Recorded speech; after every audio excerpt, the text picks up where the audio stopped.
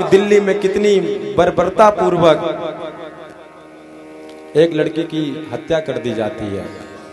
कितने लोगों ने न्यूज़ सुना? हाथ उठाएं।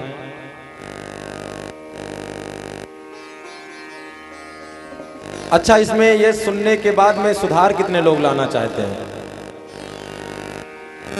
याद रखना महाराज, अगर ये सुधार नहीं किए आप लोग और हमारे जैसे लोग नहीं कहेंगे तो दुनिया में क्या ये हमारा धर्म मिट जाएगा।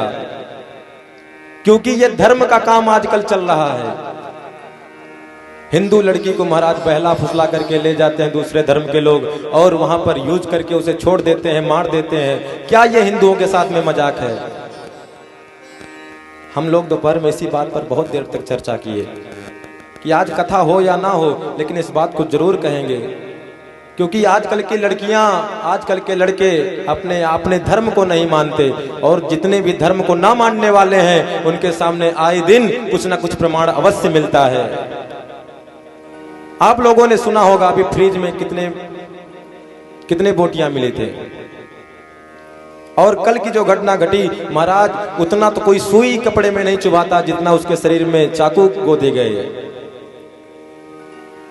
उतना तेजी से कोई महाराज नारियल नहीं फोड़ता जितने तेजी से ईंटा पत्थर मार करके उसके सर को फोड़ दिए। क्या गलती थी उस लड़की का? उसमें गलती लड़की का नहीं, सबसे पहले गलती हम लोगों का था कि हमने कभी समाज को बताया ही नहीं कि हमारे धर्म में क्या है और हमारे कर्म में क्या है।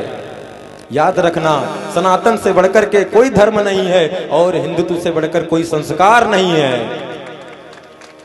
और जो हिंदुत्व को छोड़ करके दूसरे में जाते हैं, याद रखना वही आफताब के चक्कर में पड़ जाते हैं। अगर आज भी अगर सुधार नहीं किया गया तो कल के दिन दिल्ली में हो रहा है, फिर हरदोई में होगा, फिर लखनऊ में होगा, फिर अन्य जितने भी गांव क्षेत्र हैं वहां पर होगा। इसलिए आजकल कलावा बंधे हुए हाथों पर मत जाओ।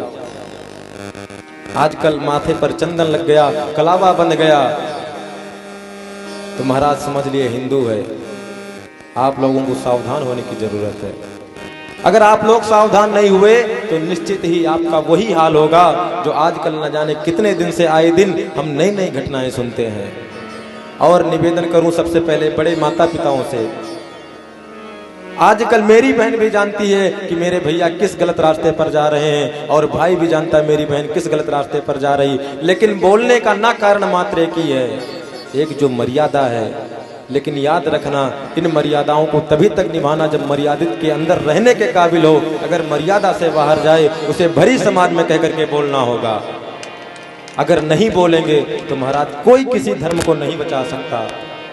आज के माता पिता को भी इस बात का ध्यान देना होगा कि मेरा बेटा मेरी बेटी किस समय कहां पर जा रहे हैं, कब आ रहे हैं, कब जा रहे हैं। हमारे गुरुदेव जो आए हैं ना, जब हमको पढ़ाने के लिए भेजते थे कभी स्कूल नहीं आते थे देखने, लेकिन अचानक जब आते थे जांच करने और कभी ना मिले तो सीधे आने के बाद में बड़ा भारी सम्मान हुआ करता था।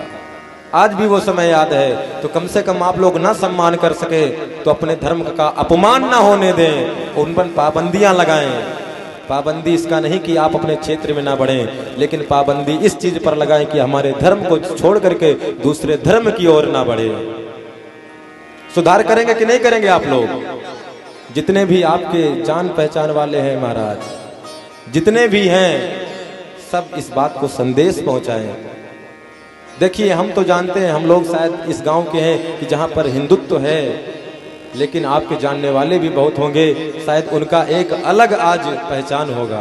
तो कम से कम अपने पहचान वालों को इस बात को बताएं कि भैया आज के समय में सुधरने की जरूरत है, सजग होने की जरूरत है। अगर नहीं सुधरेंगे तो जान लेना बहुत गड़बड़ हो जाएगा। मन बहुत व्यथित हो जाता है जब ऐसी घटनाओं को सुनते हैं। ये वही एक लड़की होती महाराज जो निस्वार्थ प्रेम करती है और निस्वार्थ प्रेम करने के बाद में उसको एक जरिया बनाया जाता है। और खास करके ये दूसरे धर्म की बातें हैं।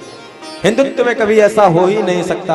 अरे जीना है तो अपने धर्म में जियो, मरना है तो अपने धर्म में मरो, लेकिन दूसरे धर्म में जाने से क्या फायदा जिसमें तुम्हारा इज्जत ना हो सके, सम्मान ना हो सके। इसलिए आप सभी से हाथ जोड़ के निवेदन है, कृपया इन सब बातों का ध्यान रखें।